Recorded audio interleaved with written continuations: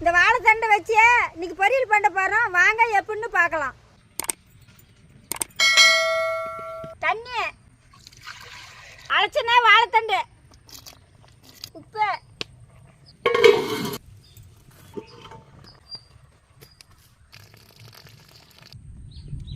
எண்ணெய் ஊற்றிக்கலாம்.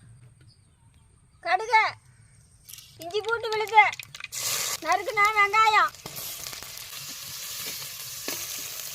நறுக்குனா தக்காளி, மஞ்சத்தூள், மிளகாப்பொடி,